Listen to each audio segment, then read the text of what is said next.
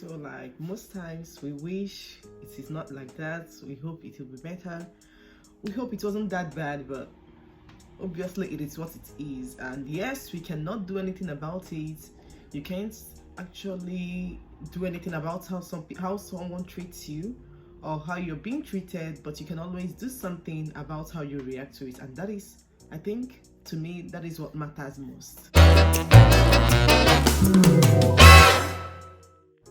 Hello guys, welcome back to my YouTube channel. My name is Ijoma Mado. If you're coming across my YouTube channel for the very first time, my name is Ijoma Mado, a Nigerian YouTuber based in Zurich, Switzerland. I welcome you to my channel. I welcome you to my home. Please do hit the subscribe button. Click on the notification bell so that you get notified each time I upload a new video, and I'll obviously be grateful. Okay?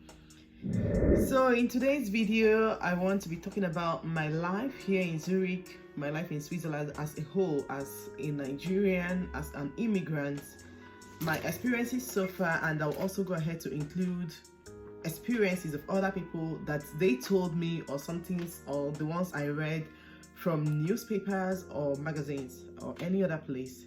So let's get right into the video. So I came to Switzerland in the year 2015. I grew up in Nigeria. I did my education there from basic nursery school, or kindergarten as it is known here in Switzerland, nursery school to the university. And after my youth service, before I came here to Switzerland, based on marriage, of course. So when I came here, I was pregnant with my son. I was already 6 months gone. And obviously I was so concerned with my pregnancy that I didn't really pay attention to anything that is happening, or maybe when others talk about the weather, I don't really know. Like, I was pregnant, so obviously all my attention was centered on the pregnancy. And then fast forward to a year, after a while, after some time, I had him. He was already about 6 months old. That was when the reality of living in another country started dawning on me. Yeah, when I came, I noticed it was a quiet country. It was very quiet, but I wasn't really bothered about it because I was pregnant and my attention was on the pregnancy. So the first reality that hit me was boredom. Coming from a place where you know people, where the life was bubbling, where it was all fun, like social life was really high. It was really on the high range. So then coming here, I was bored the first year, but then obviously no problem, pregnancy first. Then fast forward to, let me say, about 6 months or maybe a year later, that was when the hard reality of living in Switzerland dawned on me.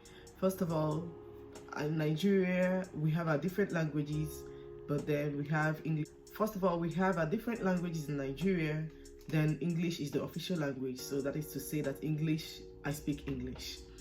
Then coming to Switzerland, where English is not even spoken, sometimes you might you might see out of 10 people, you wouldn't see anybody that speaks English. I'm sorry to say that, but it's what it is. So the thing is that coming, I wanted to make a life out for myself. I wanted to have a good life. I wouldn't do that while sitting at home. So I had to go out trying to see if I can get anything. But how can you even get something when you can't even communicate? So the language was the first barrier to living the life of my dreams, or to have a good life for myself. Then, like they told me, you can go to places, you can go to German course. When you go to German course, you get a good knowledge of the language, you speak the language, and then you're educated. Then probably you can find a job, and that is it. So I enrolled into the German course to a certain level. At least I was able to speak German, and I still can't speak German, at least the basic ones, the ones that required me to get a job, even if it's just like normal conversation with people. But then after the school came the frustration. You're trying to apply for a job, you call yourself a graduate after spending a long time, after spending all those resources, wasting your time, or maybe not wasting your time, but then going to school, then coming over to another country and they told you your certificate is not valid. That was number 2. The first was language, second, your certificate is not valid. and then, or maybe the only thing they expect you to do is to go to the list, or maybe the list of the works you might consider as a normal person. I went to school so that I can have a good life for myself, have a good job, but then coming to Switzerland, they told me my certificate is not valid. Then what next? Finding a job. Then you go ahead trying to get a job. In fact, maybe when they see your name, obviously it's not a Nigerian name, it's not a Swiss name, sorry, it's a foreign name, and obviously it's African. Oh, cancelled. They'll tell you, oh no, you're not qualified for the job. Then you go for the, like, what are we call the bottom of the bottom of all bottoms, or maybe the least job, which is cleaning. I started applying for jobs, cleaning jobs. They told me you're not qualified, reason you don't have experience. I had to ask one of the employees then, okay, if you think I don't have experience, what about maybe you give me a day trial, or maybe equally assign me to someone else that works for you. That way I'll be able to get the experience, and then get to know the requirements. Or maybe even if my own knowledge is not enough, definitely this will help me to get the experience that is required of me. They told me, no, we don't do like that. I went to the airport. They told me, you're not yet 5 years in Switzerland, you can't get a job unless you get a police report from your country. Knowing the protocols involved in that, I skipped it, still hoping to get a job. Then I had to go to a particular place where they call RAV, that is RAV, Regional Urban Loss Permit Center. They gave me the list of companies or list of websites where I can apply for a job. Like, I did everything I could. They told me, always, the response is always, you have no experience, you have no experience. I then went to apply for kitchen help. The same, no experience came up. Like, I had to ask the man or the woman in charge, the person I wrote a mail, I mean, I am a woman, I take care of my family. What is there in the kitchen that I cannot do? Is it washing of plates or peeling of potatoes and other menial jobs in the kitchen? She said, no, you don't have the experience. I then, okay, why not give me a day trial? You know, you always try your best to convince them that you are equal to the task. Why not give me a day trial? Or even if it's assigning me to someone else, or at least giving me, even if it's just employ me for 2 days without pay, then I'll be able to get the experience. The answer will be no. Like, the one problem with here in Switzerland is that they don't care if you don't know or not. They always expect you to be ready-made, like, because most of the children here, they started grooming them from that little age up to the time they attain the age of employment, where they are qualified for employment. So most of them already have that knowledge. Like, as you're going to school, once you get to JSS3, as you're going to school, you've already started working. You already have the experience, so that when you get to, by the time you get to 18 years, you're fully qualified to get a job. So most times, by the time you get to 18 years, you're fully qualified to get a job, and then you already have the experience. But then, for my own case, being an immigrant coming from a different country where they speak different language, and where the educational background is quite different, it wasn't the case. But then I kept on trying, you know. Even the same, when life gives you lemon, you make lemonade out of it. It's either it motivates you or it frustrates you and brings you low. Even like at the time, there are some jobs I couldn't even find myself applying for. Like normal jobs I can gladly do, like taking care of children or any other thing. But most times when I try to apply, they tell me you're not qualified, you don't have the experience. Which finally luckily for me, I got a company that employed me, and they have to enlist me for a particular job where we have to go help the man take care of his home. On getting there, we are two. Obviously, he will go for someone who looks exactly like him. He told me he chose the other person. Well, fine, it's okay, no problem. I had to keep on going. Then you come to the housing aspect of it. In fact, when I came here, I never knew that people move houses. Okay, I asked one of my friends about her neighbor. She told me they moved in recently, and at the last time I heard about her. So sometime last night, I asked her, what about that your neighbor? Since she has another child, she said, oh no, she has already moved. that she already left the house. She didn't even stay up to a year. I asked her, really? I never knew that people move houses like that here in Switzerland. She said, because you're black, obviously it's not easy for you to get a house. I know people here in Switzerland, like Nigerians here in Switzerland, that are looking for a good house. They already have a house, but it's not enough. Maybe when they moved into the house, they had a child, and then along the line 2 other children came along. They're just trying their best to squeeze into this compartment, but then hoping that they will get a better house. But I can tell you, some of them have been looking for houses for 3 years, 4 years, but not sure for them. So, like, I know about how many people that are looking for accommodation, hoping that they will get even this.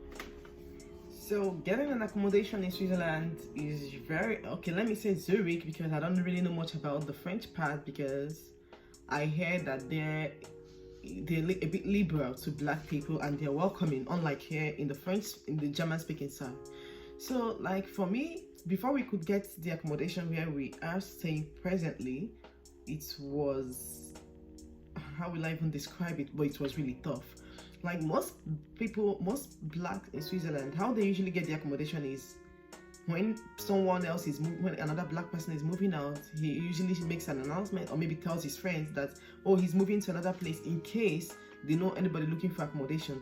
Like, what I mean is that, like, as we're here presently, if we're about moving out, we have to tell some of our friends that we are going out, and in case there's anybody looking for an accommodation, they can easily switch over. Like, as we are going out, they are coming in, we then present their name to the owners of the house or the company that owns the house, and tell them that, oh, we are leaving and we already have someone else that is replacing us.